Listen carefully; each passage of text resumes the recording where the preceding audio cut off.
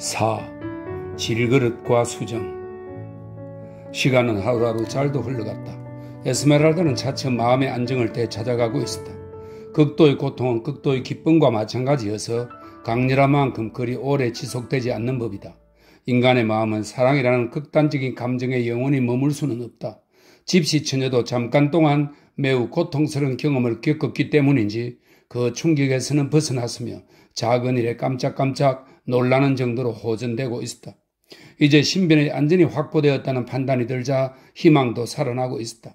그녀는 세상 밖으로 격리된 상태였으나 언젠가는 그곳에 돌아가는 일이 아주 불가능하지는 않을 것이라고 막연하나마 그렇게 느끼고 있었다.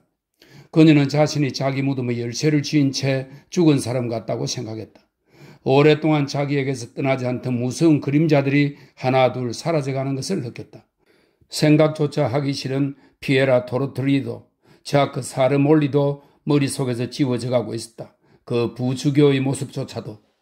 하지만 페비스는 살아있었다. 그것은 확실했다. 제 눈으로 그의 모습을 똑똑히 보았으니까. 그녀에게는 페비스가 살아있다는 것이 중요했다. 연이어 치명적인 타격을 받아 마음속에 지니고 있던 것은 모두 허물어져 버렸으나 그래도 아직 영혼 속에는 또 하나의 것이, 하나의 감정만이, 중대장에 대한 사랑만은 그대로 남아있었던 것이다. 사랑이란 한 그루 나무 같은 것이어서 저절로 싹이 터 온몸에 깊이 뿌리를 내리고 황폐해진 마음 위에서도 푸르름을 더해가는 것이다. 그리고 설명하기는 어렵지만 이 정열은 맹목적이면 맹목적일수록 더욱 강하게 뿌리를 내린다. 어리석을수록 더욱 강인한 것이다. 에스메랄다는 페비스를 생각할 때면 언제나 괴로웠다. 어쩌면 페비스는 자기가 배신당했다고 생각할지도 모른다. 그것은 견딜 수 없는 일이고 그를 위해서라면 몇 번이라도 목숨을 버릴 것 같았던 여자의 칼에 찔렸다고 생각할 수도 있다. 그렇다면 그것은 참으로 고통스러운 일이다. 아무튼 그녀는 그를 원망할 수 없었다. 왜냐하면 그녀는 자신의 죄를 인정하고 자백했기 때문이다. 연약한 그녀는 고문의 힘 앞에 무기력하게 굴복하지 않았던가. 그러니 모든 잘못은 그녀에게 있었다. 차라리 손톱과 발톱이 모두 뽑히더라도 그런 거짓 자백은 하지 말았어야 했다. 그녀는 단 한 번만이라도, 단 1분만이라도 페비스를 다시 만나고 싶었다. 만날 수만 있다면 그가 잘못 알고 있는 사실을 바로잡아주고 그의 마음을 되돌릴 수 있을 것이라고 믿어 의심치 않았다. 그녀의 진심 어린 한마디, 한 번의 눈짓이면 충분하리라고 믿었다. 그녀는 또한 공개 사절을 하던 날 공교롭게도 그 자리에 그가 나타났던 일이며 그와 함께 있었던 젊은 여자에 관해서는 되도록 잊으려 애썼다. 그 여자는 아마 그의 누이 동생일 것이라고 자신에게 이야기했다. 이치에 맞지 않는 해석이긴 하지만 그녀는 그것으로 만족했다. 왜냐하면 그녀는 페비스가 여전히 자기를 사랑하며 자신 이외에 다른 사람을 사랑하지 않는다고 믿고 싶었기 때문이다. 그가 그녀에게 그렇게 맹세하지 않았던가? 그녀에게 더 이상 무엇이 필요하겠는가? 소박하고 남의 말을 의심 없이 고지듣는 그녀에게 또한 이번 사건은 겉으로 보기에 그보다는 그녀에게 훨씬 불리하지 않았던가? 그래서 그녀는 기다리고 있었다. 희망을 품고 있었던 것이다. 대성당에 대해서도 덧붙여 두거니와 그녀를 사방에서 둘러싸고 그녀의 목숨을 구하고 지키고 있는 이 거대한 성당은 그 자체가 최고의 진정제였다. 이 건축물의 장엄한 직선, 그녀를 둘러싼 종교적인 분위기, 즉 이 석조 건물의 모든 구멍에서 뿜어져 나오는 경건하고 침착한 상념들이 모르는 사이에 그녀에게 영향을 미치고 있었다. 건물은 또한 축복과 장엄함의 울림을 지니고 있어서 그녀의 멍든 영혼도 치유되어 갔다. 성직자가 부르는 단조로운 노래, 참회자가 성직자에게 대답하는 목소리의 울림, 스테인드 그라스의 조화로운 떨림, 수백 개의 나팔처럼 울려 퍼지는 파이프 오르간, 왕벌들의 벌집처럼 윙윙거리는 세 개의 종탑, 군중으로부터 종루까지 쉴 새 없이 오르락내리락 하는 거대한 음계가 춤을 추는 관현악은 그녀의 기억과 상상력, 고뇌를 가라앉혀 주었다. 특히 종소리는 그녀의 마음에 큰 위로가 되어 주었다. 그것은 마치 거대한 기계들이 그녀 위에서 커다란 파도처럼 펼치는 강력한 자기와도 같았다. 그러므로 매일 아침 해가 떠오를 때마다 그녀는 한결 더 진정되고 더 잘 숨쉬고 점점 더 생기가 돌기 시작했다. 마음속 상처가 아물어감에 따라 그녀가 지녔던 본디의 아름다움과 다정함이 꽃처럼 반짝이기 시작했다.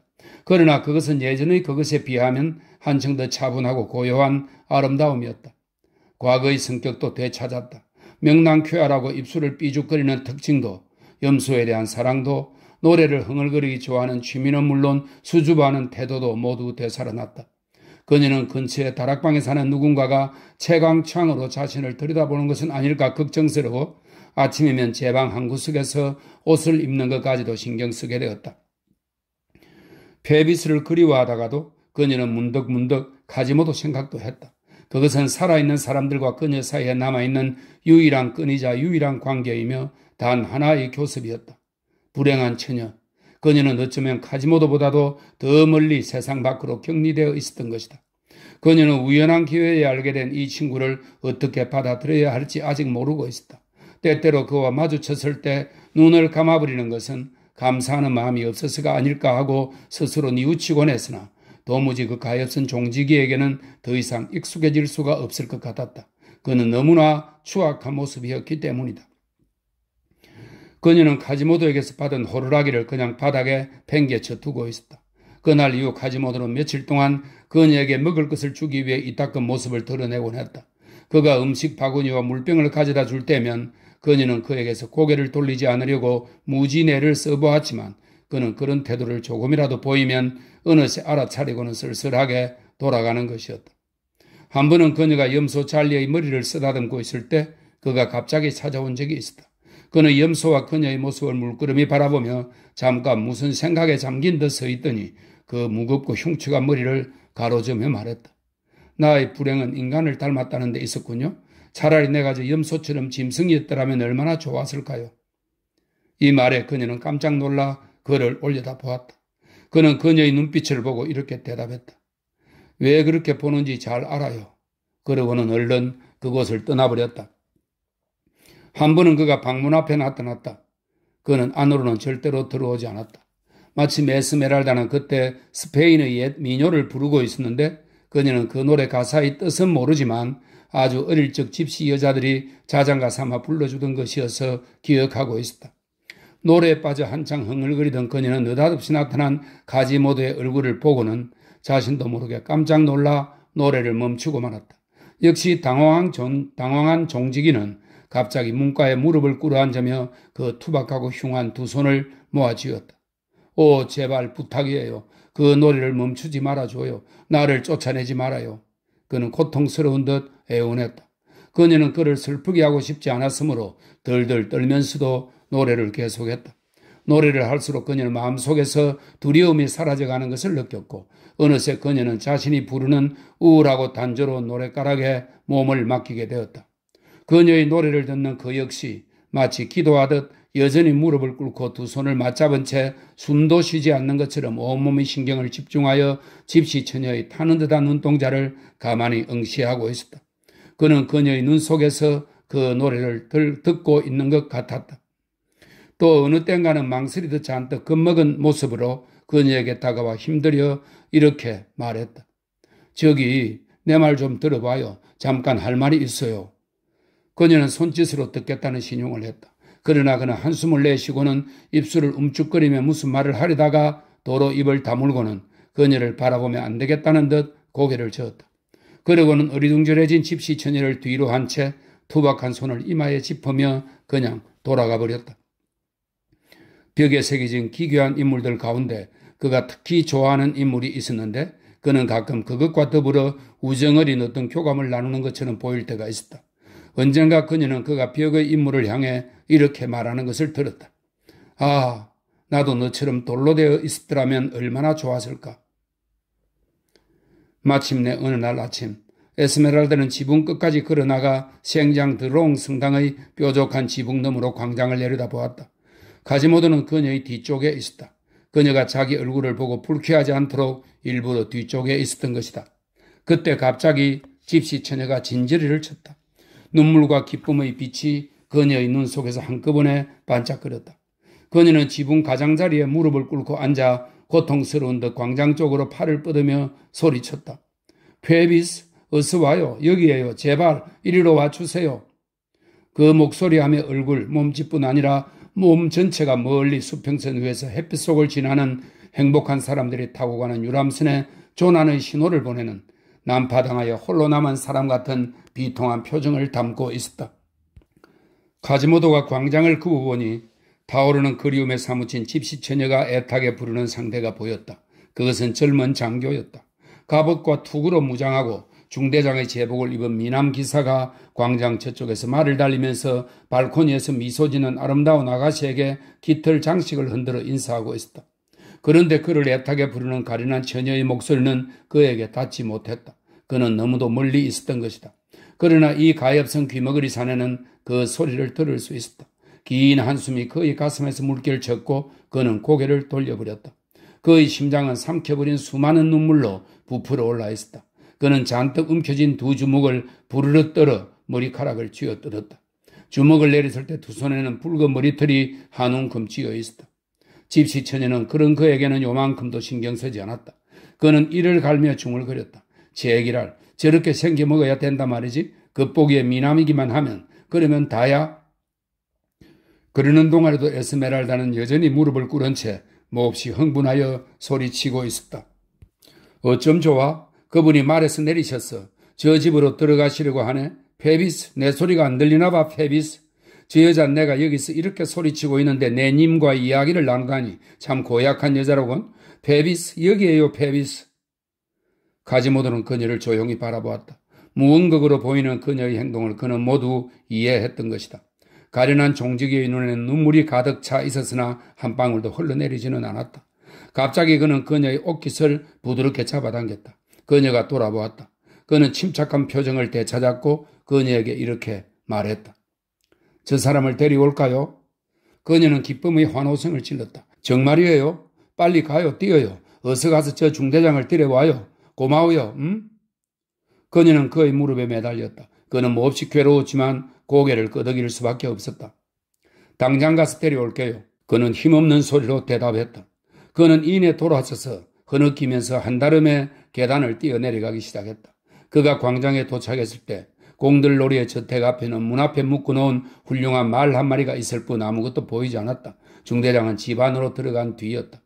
그는 성당 지붕 쪽을 올려다보았다. 에스메랄다는 여전히 그 자리에 똑같은 자세로 서 있었다.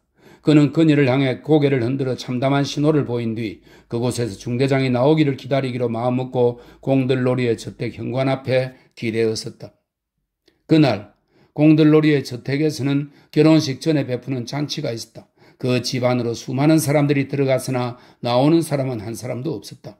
가끔 그는 성당 지붕 쪽을 올려다보았는데 그녀 역시 꼼짝도 않고 있었다. 마부가 나와서 묶여있는 말들을 풀어 마구간으로 끌고 갔다.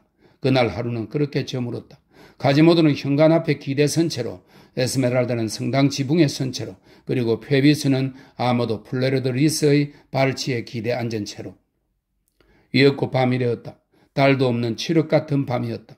카지모도는 에스메랄다가 그 자리에 있음을 계속해서 확인했지만 그것도 소용이 없었다. 얼마 뒤 그 모습은 어둠 속에서 희미한 그림자가 되었다가 마침내 그것마저 보이지 않게 되었다. 결국 모든 것이 사라져 어둠에 쌓여버렸다. 카지모도가 살펴보니 공들놀이의 저택의 정면 창문은 위층에서 아래층까지 모두 불이 켜져 있었다. 또 광장에 있던 다른 집들의 창문에도 하나둘 불이 켜지기 시작했다. 그는 그러한 불빛들이 다시 하나둘 꺼져가는 것까지 지켜보았다.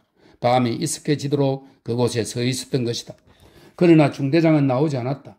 길을 지나는 사람들도 모두 집으로 돌아가고 다른 집들 유리창에도 불이 꺼져 완전히 어두워진 뒤에도 카지모도는 오직 홀로 그 집 앞에 서 있었다. 그 시절 노트르담 광장에는 가로등이 없었다. 그러나 공들놀이의 저택 창문에는 한밤중이 지나도 계속해서 불이 대낮처럼 밝혀져 있었다. 카지모도는 꼼짝도 하지 않고 주의 깊게 가지각색의 스테인글라스 너머로 여러 사람들의 그림자가 경쾌하게 춤추는 모습을 보고 있었다. 만약 그가 소리를 들을 수 있었다면 파리 시내의 소음이 잦아들수록 공들놀이의 저택에서 새어나오는 웃음소리와 음악소리가 점점 더 또렷해지는 것을 분명 알아차렸을 것이다. 새벽 1시쯤 초대 손님들이 하나둘 돌아가기 시작했다. 카지모도는 어둠 속에 몸을 숨기고 등불을 밝힌 현관을 지나 거리로 나가는 손님들을 일일이 확인해봤지만 페비스는 보이지 않았다. 그는 슬픈 생각으로 가슴이 먹먹했다. 이따금 몹시 지친 듯한 얼굴로 멍하니 허공을 올려다보았다. 검고 무겁고 찢어지는 듯한 모양의 커다란 구름들이 별이 있던 하늘의 해먹처럼 걸려 있었다. 그것은 마치 거미줄이 하늘의 둥근 천장에 매달려 있는 것 같았다. 그러다가 가지모도는 우연히 발코니의 창문이 살며시 열리는 것을 보았다. 그리고 유리를 끼운 사치스러운 문이 열리고 두 사람의 모습이 나타나더니 문이 소리도 없이 닫혔다. 그중 남자는 미남 대장이며 여자는 아침에 이곳 발코니에서 그를 반기던 여자임을 확인했다. 광장은 칠흑처럼 어두웠고 문이 닫혔을 때 그 뒤로 내려진 진홍빛 이중 커튼은 방의 불빛을 충분히 차단하고 있었다. 귀머거리의 귀에는 그들의 말소리가 전혀 들리지 않았는데 그것은 아마도 젊은 남녀가 정답게 사랑을 속삭이는 것이었으리라.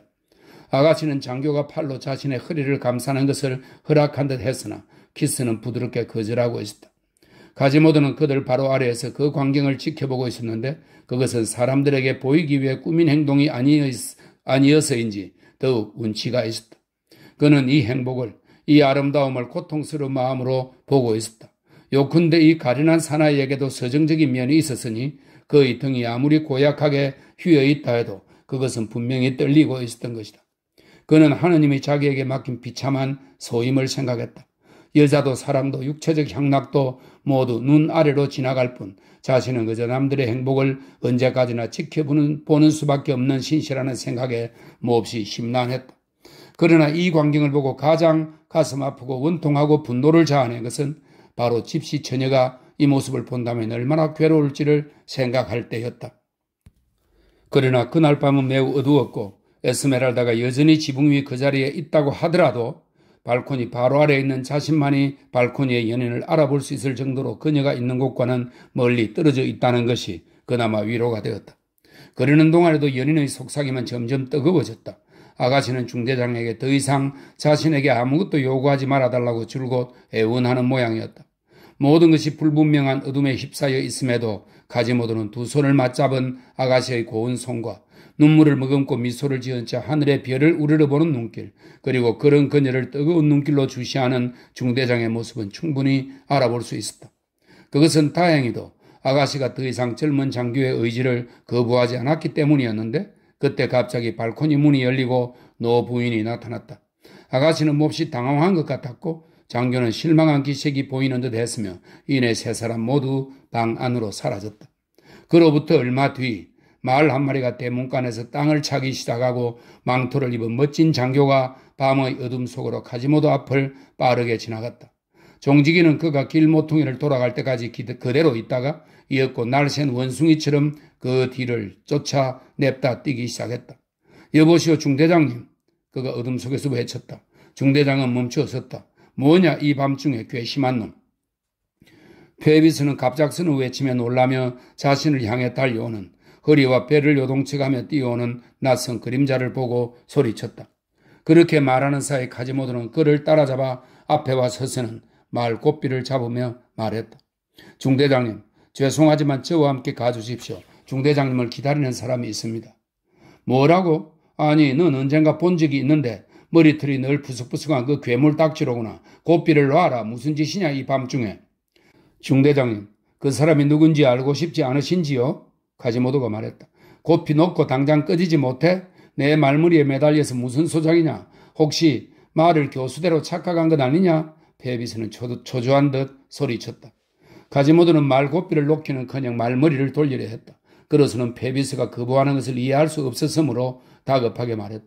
함께 가십시다. 당신을 기다리는 여자가 있어요. 중대장님을 사랑하는 사람입니다. 그는 있는 힘을 다해 이렇게 말했다.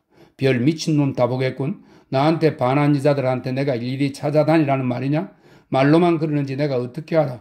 어떤 계집인지 몰라도 널 보냈다면 너하고는 어떻게 되는 거냐? 누군지 모르지만 그 여자한테 가서 전해라. 난 곧 결혼할 몸이니까 그만 꺼져달라고 말이야? 중대장은 거칠게 말했다. 글쎄 제 말 좀 들어보세요. 같이 가보시면 안다니까요. 중대장님도 잘 아시는 집시천이란 말이에요. 가지모도는 이렇게 말하면 페비스의 망설임을 멈출 수 있을 줄 알고 소리쳤다.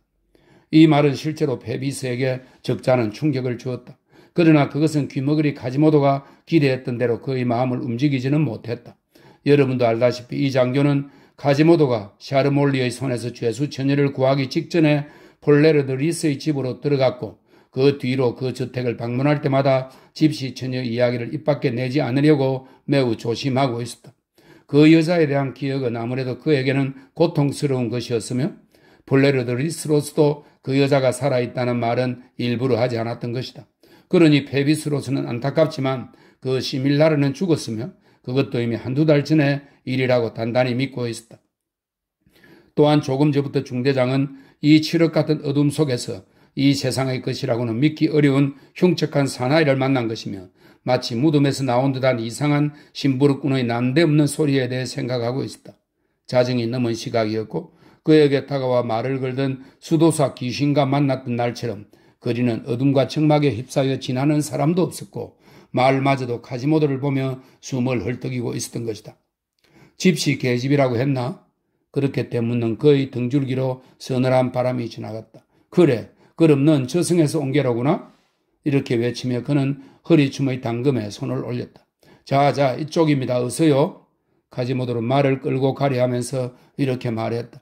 그러자 페비스는 장화시는 발로 카지모도의 가슴을 힘껏 걷어찼다. 카지모도는 순간 눈에서 불똥이 튀는 것 같았다. 그는 거의 반사적으로 중대장에게 덤벼 들려다가 움찔하며 말했다. 아, 당신을 사랑해주는 누군가가 있으니 당신은 참 행복한 사람이구려.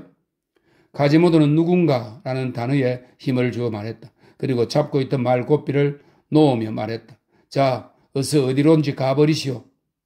페비스는 욕짓거리를 퍼부으며 말에게 박차를 가했다. 가련한 귀머거리 카지모도는 그가 밤 안개 속으로 사라지는 것을 바라보며 중얼거렸다. 아, 그녀의 사랑을 거절하다니. 카지모도는 노트르담으로 돌아와 램프를 켜들고 종탑으로 올라갔다. 예상했던 대로 집시 여자는 똑같은 자리에 그대로 있었다. 멀리서 그의 모습을 발견한 그녀가 달려왔다. 왜 혼자 왔어요? 그녀는 슬픈 듯 두 손을 맞잡으며 소리쳤다. 아무래도 찾을 수가 없었어요. 카지모도는 차갑게 말했다. 날이 셀 때까지 기다렸으면 만날 수 있었을 텐데. 그녀는 화가 난 듯 말했다. 성난 그녀의 몸짓을 본 그는 그녀가 자신을 나무라고 있음을 알았다. 다음엔 꼭 그렇게 할게요. 그는 고개를 숙인 채 말했다. 저리 가요. 그녀가 내뱉자 그는 즉시 자리를 떴다. 집시 여자는 그가 한 행동이 불만스러웠다. 그는 그녀를 슬프게 하느니 차라리 자기가 구박을 받는 것이 낫다고 생각했다. 슬픔이나 고통 따위는 모두 자기가 떠안고 싶었다. 그날 이후 집시 처녀는 그의 모습을 볼 수가 없었다. 그는 더 이상 그녀의 방으로 찾아오지 않았다. 기껏해야 종탑 꼭대기에서 슬픈 듯 자신을 물끄러미 바라보는 종지기의 모습을 어쩌다 한 번씩 볼 수 있을 뿐이었다. 그나마도 그녀의 눈에 띄기라도 하면 얼른 모습을 감추어버리곤 했다. 그러나 가엾은 카지모도가 더 이상 자신에게 오지 않는 것을 그녀는 별로 괴로워하지 않았음을 여기서 말해두어야겠다. 오히려 그녀는 마음속으로 고맙게 여기고 있었으며 카지모도 역시 그것을 잘 알고 있었다. 그가 눈에 띄지 않을 뿐 그녀 주위에 언제나 수호신처럼 존재하고 있다는 것은 그녀도 충분히 느끼고 있었다. 자고 먹고 생활하는 데 필요한 모든 것이 그녀가 잠든 사이에 늘 새로운 것으로 마련되어 있었다. 어느 날 아침에는 눈을 떴을 때 창문 위에 작은 새장 하나가 놓여 있었다. 카지모도 앞에서 몇 번인가 그녀의 방에서 내다보이는 어떤 조각상을 무서워하는 모습을 보인 적이 있었는데 어느 날부터인가 그것이 더는 보이지 않기도 했다. 누군가가 그것을 부셔버린 것이었다. 그 조각상까지 손이 닿으려면 목숨을 걸어야 했는데 말이다. 때로는 저녁에 종탑 차양 밑에서 마치 그녀에게 자장가를 불러주듯이 기묘하고 서글픈 노래소리가 들려오곤 했다. 그것은 귀머거리라도 부를 수 있는 운도 없는 노래였다. 겉모습만 보지 마세요. 아가씨 속마음을 보세요. 잘생긴 젊은이의 마음은 대개 더러운 법이지. 사랑은 가을 하늘처럼 자주 변한다. 아가씨, 전나무는 아름답지 않지만 포플러처럼 아름답지는 않지만 겨울에도 잎을 간직한다오. 아, 말해봤자 무슨 소용이람. 잘생기지 않은 것은 차라리 죽어 마땅한 것을. 아름다움을 뽐내는 것은 아름다운 것만을 좋아하고 사울은 정울에 등을 돌리는 것을.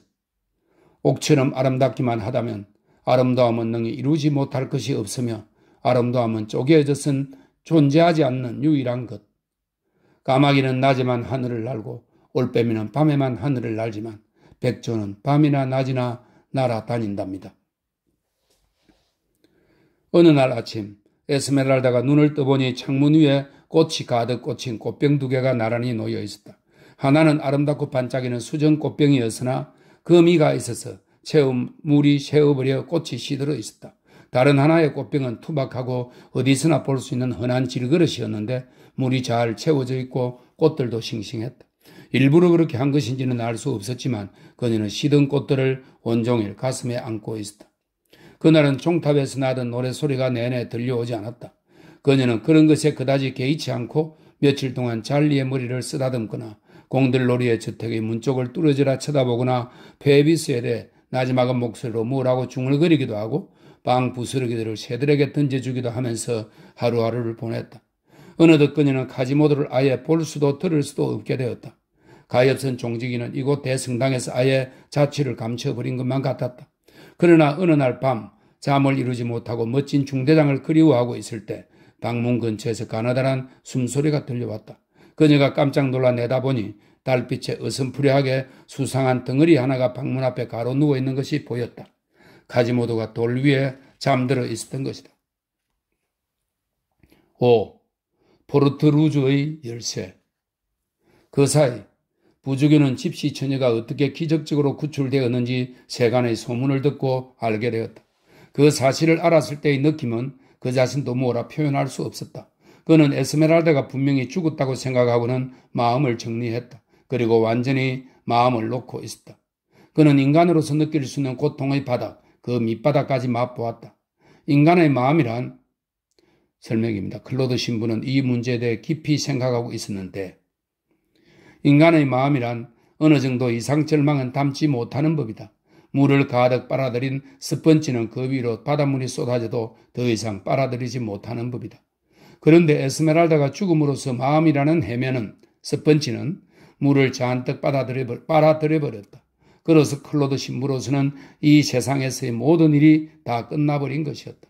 하지만 에스메랄다가 살아있다. 페비스도 마찬가지다. 그 사실을 안 순간부터 그에겐 다시 고통이 시작되었다. 동료와 혼란, 다시 인생이 시작된 것이다. 이제 클로드 신부는 모든 것에 지쳐버렸다. 그 소식을 들은 클로드 신부는 수도원 독방에 틀어박힌 채 참사의 회의에도 모습을 드러내지 않았다. 세상 그 누가 찾아와도 심지어 주교가 와도 문을 열어주지 않았다. 이렇게 몇 주일을 방 안에 틀어박힌 채 꼼짝도 하지 않았다. 사람들은 그가 병이 났다고 생각했다. 맞는 말이다. 그는 병이 나 있었던 것이다. 그렇게 틀어박혀서 그는 무엇을 하고 있었을까? 그 불행한 남자는 대체 무슨 생각을 하며 몸부림치고 있었던 것일까? 무시무시한 정열과 마지막 결전을 벌이고 있었을까? 아니면 그녀에게는 죽음을, 자신에게는 영원한 벌을 내릴 마지막 계획을 짜고 있었는지도 모른다. 한 번은 장이, 사랑하는 동생, 어리광쟁이 장이 찾아온 적이 있었다. 그는 방 앞에 와서 문을 두드리고 욕설을 퍼부어대기도 하고 애원하기도 하면서 자기 이름을 말하고 문을 열라고 소리쳤으나 클로드는 끝내 방문을 열지 않았다. 그는 온종일 유리 창문에 붙어서서 며칠을 보냈다. 수도원 안에 있는 그 창으로 에스메랄다를 지켜보고 있었다. 그녀는 자주 염소와 함께였는데 때때로 카지모도가 있을 때도 있었다. 그는 세상에 둘도 없이 흉물스런 카지모도가 세심한 것에까지 마음쓰고 그녀가 바라는 대로 해주면서 순수하게 보살피는 광경을 보았다. 기억력이 매우 좋았던 그는 갑자기 어떤 장면이 떠올랐다. 어느 날 저녁인가 춤추는 집시 처녀를 바라보던 카지모도의 의미심장한 눈빛이 생각났던 것이다. 기억력이란 질투심을 유발하여 마음을 괴롭히는 씨앗이 되기도 한다. 신부는 문득 카지모도가 무슨 이유로 그녀를 구했을까를 생각해 보았다. 그는 집시 처녀와 귀머거리 사이의 자잘한 무언것들을 볼 수 있었는데 귀머거리의 행동은 그녀에 대한 정열을 가진 신부가 멀리서 보고 해석할 때 그녀에게 깊은 애정이 담겼음을 충분히 알아챌 수 있을 정도였다. 그는 변덕스러운 여자의 마음을 믿지 않았다. 그러자 그의 마음속에서 질투심이 서서히 고게 되는 것을 느꼈다. 그것은 스스로도 분노와 수치심으로 얼굴이 벌겋게 달아오를 정도의 질투심이었다. 그래, 그 중대장이라면 또 모르지만 저런 놈이 감히 나의 경쟁 상대가 되겠어? 이런 생각이 들자 그의 마음은 이내 평정을 잃었다. 밤이 되자 그는 무시무시한 생각에 휩싸였다. 집시 처녀가 살아있다는 것을 안 뒤로 낮이면 내내 괴롭히던 유령과 무덤에 관한 생각이 사라져버리고 어느새 육체적 욕구가 되살아나 고통스러웠다. 검은 머리를 늘어뜨린 집시 처녀가 바로 자기 옆에 와 있다는 상상만 해도 잠자리에 누운 그의 온몸이 뒤틀리는 것이었다. 그의 광적인 상상력은 밤마다 에스메랄다의 온갖 자태를 눈앞에 그려내며 날이 새도록 피를 끓게 했다. 그 아름다운 목덜미가 폐빗에 붉은 피로 물든 채 칼에 찔린 중대장의 몸 위로 눈을 감고 쓰러져 있던 그녀의 모습이 눈앞에 아른거렸다. 부주교가 그녀의 창백한 입술에 뜨겁게 키스했을 때 가녀린 그녀는 반쯤 정신을 잃었으면서도 그의 타는 듯한 열정을 느끼고 있었다. 그의 눈앞에는 또 거칠게 발가벗겨진 그녀의 작은 발과 미끈한 다리에 고문관들이 족쇄를 채우던 모습도 떠올랐다. 토르트리의 썸뜩한 고문 도구 밖으로 한쪽만 튀어나와 있던 그 상아 같은 무릎도 떠올랐다. 마지막 날 보았던 속옷 한 장만 걸친 채 목에 밧줄을 메고 있던 모습도, 또 어깨와 발을 온통 드러낸 모습, 그리고 그의 발가벗은 모습까지, 이러한 관능적인 영상들을 생각하면 그의 두 주먹은 벌벌 떨리고 서늘한 기운이 등줄기를 타고 내렸다. 그런 광적인 환상의 밤들 중에서도 특히 심했던 어느 날, 그런 환영들이 그의 혈관 속에 흐르는 동정과 성직자의 피를 잔인하리만큼 들끓게 했다. 그는 베개를 이로 악물고 침대에서 뛰어내려 속옷 위에 짧은 옷을 아무렇게나 걸치고는 등불을 들고 반 벌거숭이인 채로 눈을 불꽃처럼 이글이글 불태우며 미친 듯이 방을 뛰쳐나갔다. 그는 수도원에서 대성당으로 통하는 포르트 루즈의 열쇠가 어디 있는지 알고 있었다. 그리고 종탑 계단 열쇠는 여러분도 알다시피 늘 지니고 있었다. 9장 마지막 글입니다. 6. 포르트 루즈의 열쇠. 앞에 글과 제목이 같군요. 이어서라고 이렇게 글이 쓰여 있습니다. 그날 밤 에스메랄다는 모든 것을 잊고 희망과 즐거운 생각으로 가슴 설레며 작은 방에서 잠들어 있었다. 언제나처럼 폐비수의 꿈을 꾸면서 잠이 든 지 얼마 되지 않았을 때였다. 그녀는 얼핏 부스럭거리는 소리를 들은 것 같았다. 그녀는 새처럼 장기가 밝고 겁이 많은 편이어서 작은 소리에도 곧잘 깨곤 했다. 그녀가 눈을 떠보니 주위는 캄캄했다. 그러나 채광창에서 어떤 그림자 하나가 자신을 들여다보고 있는 것을 알 수 있었다. 등불이 그 유령을 비추고 있었던 것이다. 그 얼굴은 에스메랄다에게 들킨 것을 눈치채고 얼른 등불을 꺼버렸다. 순간이었지만 그녀는 얼굴의 주인공을 알아보았다. 그녀는 질겁하여 눈을 질끈 감았다. 흑, 그 신부야 어쩜 좋아? 꺼져가는 소리로 그녀는 중얼거렸다. 지나간 모든 불행이 번개처럼 머릿속을 스쳐갔다. 그녀는 얼어붙은 듯 침대 위로 쓰러졌다. 얼마 뒤 그녀는 무언가가 온몸에 와 닿는 것을 느꼈다. 그러고는 완전히 잠에서 깨어 분노로 몸을 덜덜 떨며 침상에 앉았다. 부주교가 몰래 들어와 두 팔로 그녀를 껴안은 것이다. 그녀는 소리를 지르려 했으나 도무지 소리가 되어 나오지 않았다. 나가 이 괴물, 꺼져 이 살인자야. 그녀는 공포와 분노에 휩싸인 채 떨리는 목소리로 간신히 내뱉었다. 부탁이야, 제발 가만히 있어. 이렇게 빌게. 부주교는 그녀의 어깨에 입술을 갖다 대며 중얼거렸다.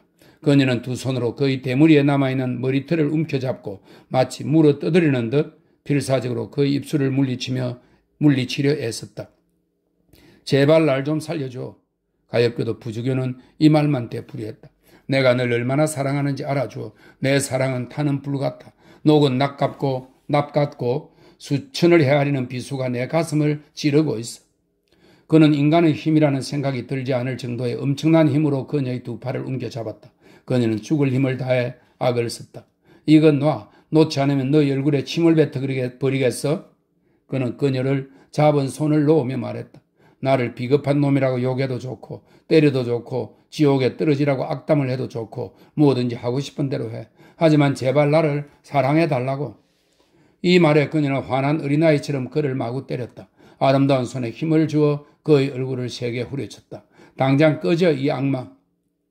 사랑해줘. 내 마음을 알아줘. 날 불쌍히 여겨달란 말이야. 부주교는 처량하게 외치며 그녀의 몸을 덮쳤고 그녀에게 맞으면서 그것에 애무로 답하고 있었다. 어느 순간 그녀는 사내의 힘을 도저히 당해낼 수 없음을 깨달았다. 그러자 그는 이를 갈며 말했다. 이제 끝을 보아야겠군. 그녀는 그에게 짓눌린 채 숨을 헐떡이다가 기운을 모두 잃고서 완전히 그의 힘에 그의 손아귀에 떨어지고 말았다. 그 와중에도 그녀는 음탕한 손이 자신의 몸을 더듬는 것을 느끼고 마지막 힘을 다해 악을 쓰기 시작했다. 사람 살려. 누가 좀 도와줘요. 살인자다 살인자. 그러나 아무 일도 일어나지 않았다. 염소 찰리만이 놀라 잠에서 깨어 불안하게 울고 있었다. 입 닥쳐. 부주교가 헐떡거리며 말했다. 버둥거리던 그녀의 손에 무언가 작고 차가운 쇠붙이가 잡혔다. 가지모도가 놓고 간 호루라기였다. 그녀는 순간적으로 그것이 구원이 돼 줄 것이라 믿고 필사적으로 그것을 입술에 가져가 있는 힘을 다해 불었다. 밝고 날카로운 소리가, 귀를 찢는 듯한 소리가 어둠을 뚫고 퍼져나갔다. 뭘 하는 거야? 신부가 말했다.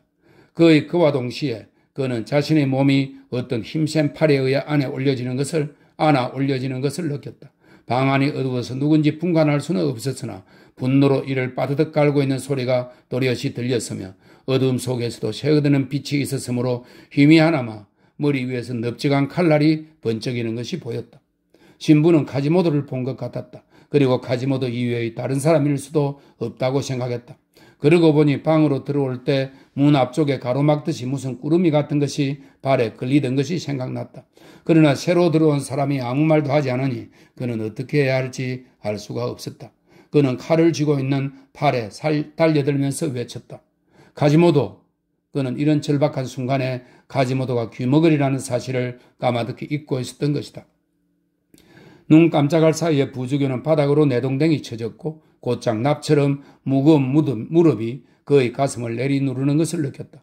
그 울퉁불퉁한 무릎의 느낌만으로도 신부는 그가 가지모도라는 것을 알아차렸다. 그러나 어찌한단 말인가? 자신이 누구인지를 어떻게 알릴 것인가? 어둠은 귀머거리를 장님으로까지 만들어버린 것이다. 이제 모든 것이 끝이었다. 처녀는 성난 호랑이처럼 그의 목숨을 동정하지 않았다. 칼날이 아슬아슬하게 그의 머리로 다가온 순간이었다. 그러나 갑자기 칼날은 망설이는 것 같았다. 여자에게 피가 튀면 안 돼. 어둠 속의 목소리가 둔한 음성으로 말했다. 역시 그것은 가지모도의 목소리였다. 부주교는 그 투박한 손이 자신의 다리를 잡아당겨 방 밖으로 끌고 나가는 것을 느꼈다. 밖에서 죽이려는 게 틀림없었다. 하지만 다행스럽게도 조금 전부터 달이 나와 있었다. 그들이 방문을 넘어서자 휘누른 달빛이 신부의 얼굴 위로 떨어졌다. 가지모도는 그것을 보고는 몸을 부들부들 떨다가 신부를 놓고 뒷걸음질 쳤다. 집시 여자는 문지방까지 나와 있다가 두 사람의 처지가 갑자기 뒤바뀐 것을 보고는 깜짝 놀랐다. 이젠 부주교가 상대방을 위협하고 있었고 그 앞에서 고개를 숙이고 애원하는 것은 가지모도였던 것이다. 부주교는 분노와 비난의 몸짓으로 가지모도를 몹시 나무라더니 물러가 있으라고 거칠게 손질했다. 가지모도는 고개를 푹 숙이고 있다가 여자의 방문 앞에 와서 무릎을 꿇었다. 나으리 어쩔 수가 없습니다. 마음대로 하십시오. 하지만 저를 먼저 죽여주세요. 그것은 몹시 무거운 모든 것을 포기한 듯한 목소리였다. 이렇게 말하고 그는 부주교에게 칼을 내밀었다. 부주교는 미친 사람처럼 그것을 잡으려고 덤볐으나 그보다 더 빨리 여자가 가지모도의 칼을 빼앗아 미친 듯이 웃으며 부주교를 향해 소리쳤다. 자, 어디 덤벼보시지. 그녀는 칼을 높이 쳐들었다. 부주교는 어떻게 해야 할지 몰랐다. 그녀는 정말로 달려들어 찌를지도 몰랐다. 가까이 오지도 못하는구나, 이 비겁한 놈. 그렇게 비웃어 준 뒤 그녀는 자신의 다음 말이 클로드 부주교의 마음을 빨갛게 달른 쇠젓가락으로 쑤시는 것 같을 거라고 생각하며 잔인한 말투로 외쳤다. 난 페비스님이 살아있다는 걸 알고 있어.